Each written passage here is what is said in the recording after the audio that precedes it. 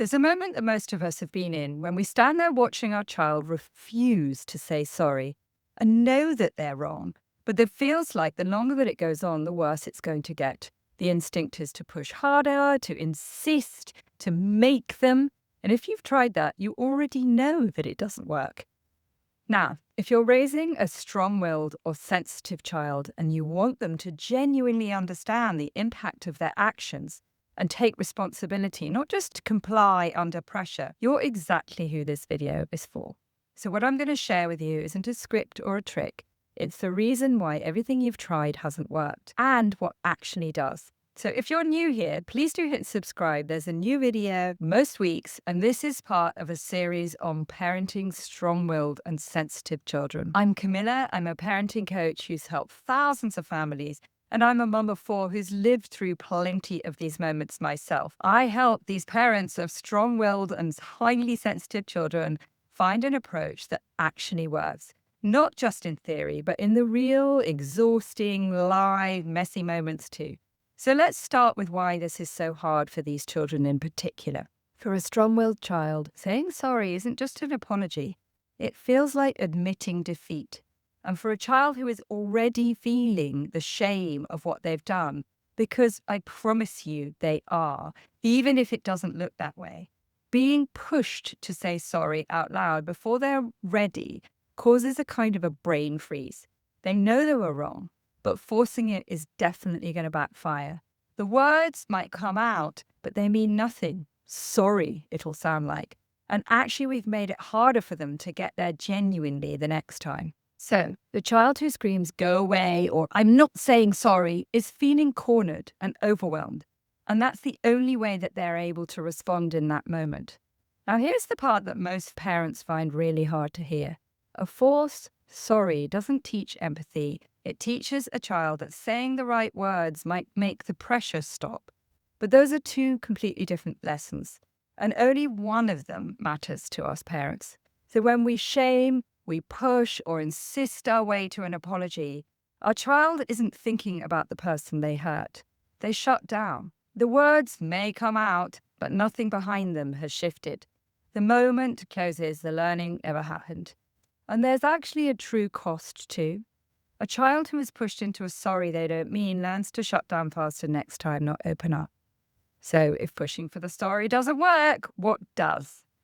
The apology almost never comes during the storm. It comes afterwards, only when the child feels genuinely understood rather than judged. When we can look past the behavior and acknowledge what's going on underneath it. Something shifts in the child, even if we don't say it perfectly. I remember when my toddler kicked his baby brother Felix, who fell backwards and hit his head. My husband was understandably furious, and he scooped Nico up to tell him off. Nico screamed, "Get off me!" and he ran away to his room, and it was just a horrible, ugly scene. A few minutes later, when I'd calmed down, I went to him quietly. I got down to his level. I told him that I knew he hadn't meant to hurt Felix, that I thought he was probably feeling really jealous of him lately. We decided that the best thing would be to get in the car, to go and run an errand, get out of the house. And we didn't talk about it in the car. We didn't pressure him. We didn't remind him. But when we got out of the car, a little while later, as I was helping him out, he looked up and he said at me, "I'm really sorry I kicked baby Felix." And that moment changed how I think about all of this. When a child feels understood, the apology finds its way out. Once we make it safe and show our understanding, the apology can come. If your child is the kind of child this video is about, there's actually a good chance that tantrums are part of the picture too. So I put together a free guide, Why Your Child Has Tantrums, 10 Calm Ways to Respond. And it's going to help you in the middle of these moments when you need something to reach for. The link is in the description. Grab it now so that you don't forget. So here are 3 practical things that actually help. First, don't demand the apology straight away. Give the other child a lifeline. I know Layla has hurt you. She was feeling really upset and she doesn't want to hurt people. Let's rub your leg better, and when she's ready, she'll come and show you she's sorry, but it might be a little while. That takes the pressure off everyone and buys your child the time that they need. Second, if possible, Remove your child from the situation. Not as a punishment, just giving them a bit of room to breathe. Stay with them or close by them and validate what they're feeling. You got really upset with Layla just now. She didn't want to play your game, and you hit her, even though you know hitting isn't right. When you're calm, we can talk about it. So no lecture, no demands, just the acknowledgement. Third, when they've calmed down, and this might be sometime later, perhaps after the other child has gone home, ask them what they could do to show that they're sorry. It doesn't have to be words. It might be a gesture next time they see them, a shared snack. It might be offering a hug or a toy to play with, or a note or a drawing works really well too. The form doesn't matter nearly as much as the fact that they chose it themselves.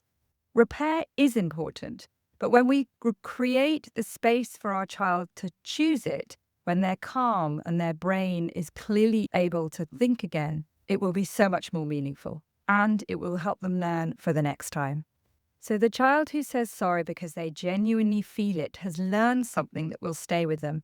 Not that adults have power over them, but the people that they love are worth repairing things with. Now, you're probably wondering why your child overreacts to everything in the first place, and why their reactions feel so much bigger than the situation. So now you've understood saying sorry, click the video on screen and I'm going to show you exactly what's driving that behavior right now. And if you'd like to talk through what's happening in your specific family and get a clear plan, I'd love to offer you a free discovery call. The link for that is in the description below. And remember to grab your free guide, Why Your Child Has Tantrums, 10 calm ways to respond. The link is in that description too. Oh, and don't forget, hit subscribe so you get alerted when my next video comes out.